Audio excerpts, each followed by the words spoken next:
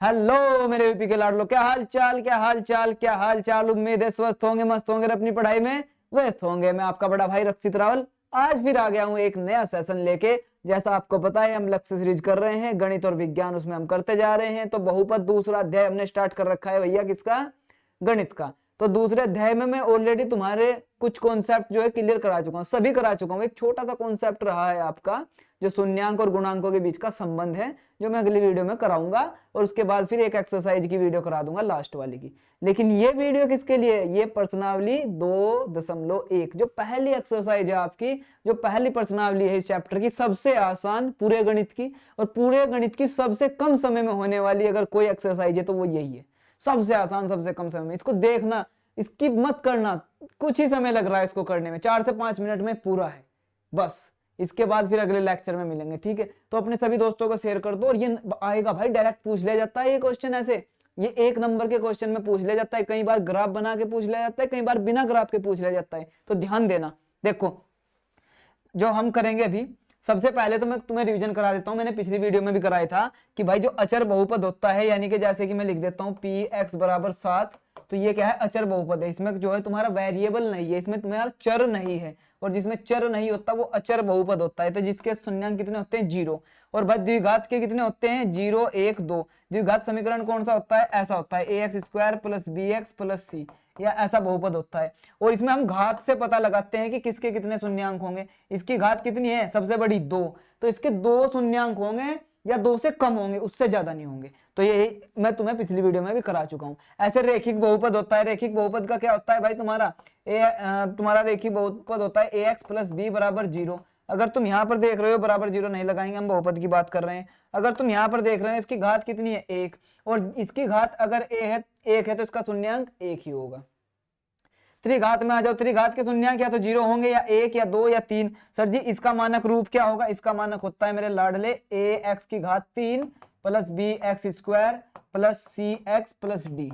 समझ में आई बात? ये होता है। इसमें सबसे बड़ी घात बता चर की कितनी है? सर जी 3। तो इसके जो शून्यांक होंगे ना, या तो 3 होंगे या 3 से कम होंगे। हमेशा याद रखना, जो सबसे बड़ी घात होती है उसको ही हम बहुपद की घात बोलते हैं। और बहुपद की घात को देख के हम पता लगा सकते हैं उसके कितने शून्यांक है। जितनी जो बहुपद की घात है उतने ही उसके शून्यांक होंगे, या उससे कम होंगे, उससे ज्यादा नहीं होंगे, उससे ज्यादा नहीं होंगे। लेकिन सर जी अगर ग्राफ आ जाए, जो कि मैं पिछली वीडियो में ऑलरेडी बता चुका हूं, एक बार और थोड़ा सा बता रहा हूं। अगर ग्राफ आ जाए तो कैसे पता लगाएंगे? जैसे कि तुम्हारी पहली प्रश्नावली का पहला सवाल है, अगर ग्राफ आ जाए तो कैसे पता लगाएंगे? हमेशा याद रखना, अगर ग्राफ आ जाए, इसमें तुम्हारी ये एक्स एक्सिस दे रखी है, इसमें तुम्हारी ये वाई, हमेशा यार पहले तो सबसे पहले देखना कौन सी एक्स एक्सिस है, कौन सी वाई। कई बार एक्स ये वाई रख देते हैं, इसको एक्स चेंज कर देते हैं, ठीक है? नहीं, वो जरूर ध्यान देना पेपर में। कई बार ऐसा दे देते हैं भैया ग्राफ में कि मान लो ये एक्स दे दिया, ये वाई दे दिया, ठीक है? तो यहां आप गलती कर दोगे, तो यहां गलती नहीं करनी। हमेशा एक्स को देखना है, एक एक्स एक्सिस है, एक वाई एक्स है।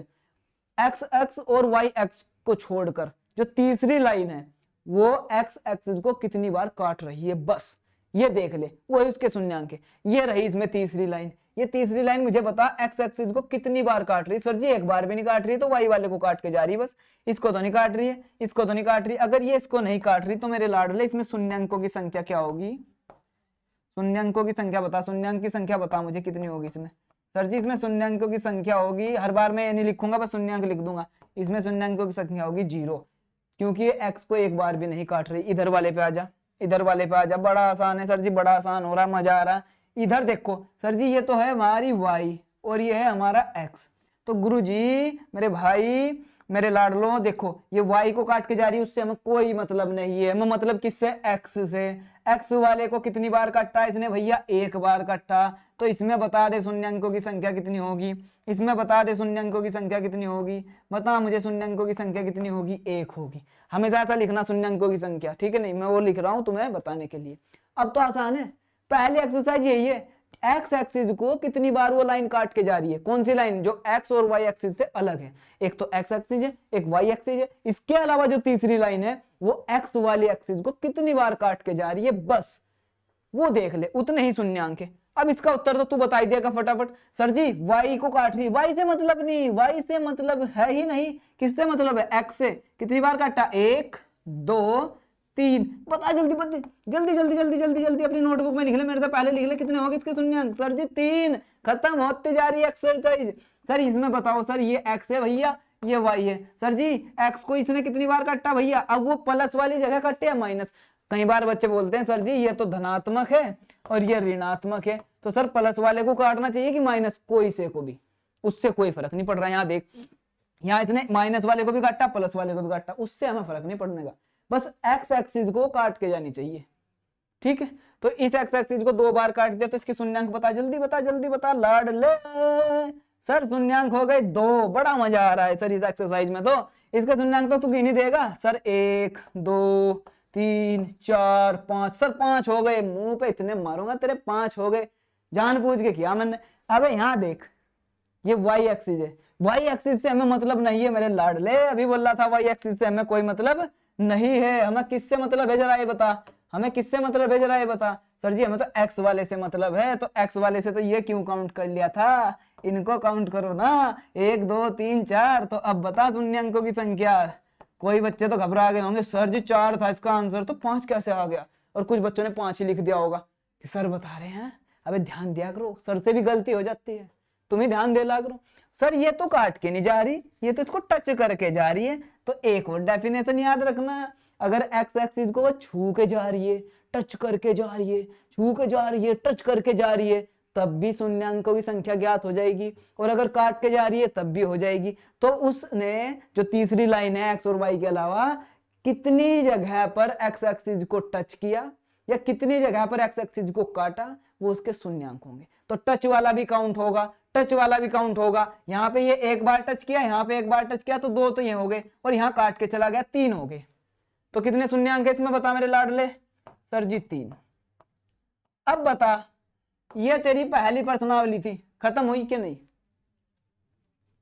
खत्म हुई कि नहीं। तो पहली प्रश्नावली तेरी पूरी हो चुकी है लाडले, इतना ही था इसमें बस। जो एक्स एक्सिस को कितनी बार, तीसरी लाइन एक्स एक्सिस को जितनी भी बार काट के जा रही है, छू के जा रही है, उतने ही उसके शून्यांक होते हैं। वाई एक्सिस से कोई मतलब नहीं होता, क्योंकि यहाँ पे हमें क्या दिया होता है मेरे लाड, यहाँ पे हमें दिया होता है y = px, ऐसा। ठीक है, चलो क्लियर है। चलो अब कुछ गलतियां हैं जो आप पेपर में कर सकते हो, उसको नहीं करना आपको। कौन सी गलती है भाई, हमेशा देख, जो छू के जा रही है काट के जा रही है वो एक ही शून्यांक है, यानी कि या तो छू के जा रही हो उसको भी हम शून्यांक में गिन लेंगे, और काट के जा रही है उसको भी गिन लेंगे। ठीक है, नहीं कभी आप छूने वाले को छोड़ दो कि टच करके जा रही है हम तो छोड़ देंगे, नहीं नहीं नहीं नहीं नहीं। अच्छा ये मैं एक ग्राफ बना रहा हूँ, इसका कमेंट मुझे कमेंट में उत्तर देना, इसका कमेंट में उत्तर देना, इसका कमेंट में उत्तर देना जरा। ठीक है, नहीं इसका कमेंट में उत्तर देना, सभी इसका कमेंट में उत्तर देंगे भाई। ठीक है मेरे लाडले, सभी इसका कमेंट में उत्तर देंगे। ठीक है, इसमें शून्यांकों की संख्या बतानी है तुम्हें, इसमें शून्यांकों की संख्या बतानी है। ये तुम्हारे लिए क्वेश्चन है, ये तुम्हारे लिए क्वेश्चन है। कमेंट में जरूर बताना कमेंट में कि सर इसका आंसर क्या है। कमेंट में सभी बच्चे बताना इसका आंसर क्या है, कितने शून्यांकों की इसकी संख्या है। ठीक है, चलो और भाई ग्राफ देख के आप बता सकते हो। दूसरी बात ये है, हॉरिजॉन्टल लाइन है तो छोड़ दो। चलो ये देखो भाई, एक्स अगर लिखोगे पेपर में ऐसे लिखना, एक्स एक्स को यहां मान लेता हूं मैं 2 3 कुछ भी ले लेता हूं, 2 बार काटा है इसलिए शून्यांक 2 हैं। तो ऐसे पेपर में लिख सकते हो कि एक्स एक्स को 2 बार काटा है या 2 बार टच किया है इसलिए इतने, इसके 2 शून्यांक है, किसी के 3 है, किसी के 4 है। समझ में आया। तो मुझे उम्मीद है कि बड़े आराम से हमने पहले एक्सरसाइज को खत्म कर दिया, बड़े मजे तरीके से, और इससे अब कोई भी क्वेश्चन आएगा हम बड़े आराम से कर लेंगे। अगर मुझे समीकरण दे रखी है, अगर मुझे बहुपद दे रखा है, तो मैं सबसे बड़ी घात देख के पता लगा लूंगा इसकी शून्यांक कितने हो सकते हैं। अगर उसकी सबसे बड़ी घात 4 है तो बता कितने होंगे। सर जी ज्यादा से ज्यादा 4 होंगे, 3 भी हो सकते हैं, 2 भी, 0 भी और 1 भी। समझ में आई बात। यानी कि जितनी बड़ी घात उतने उसके अधिकतम शून्यांक होंगे, उससे कम भी हो सकते हैं। और ग्राफ में तो एक्स एक्सिस को देख के पता लगा ही लोगे।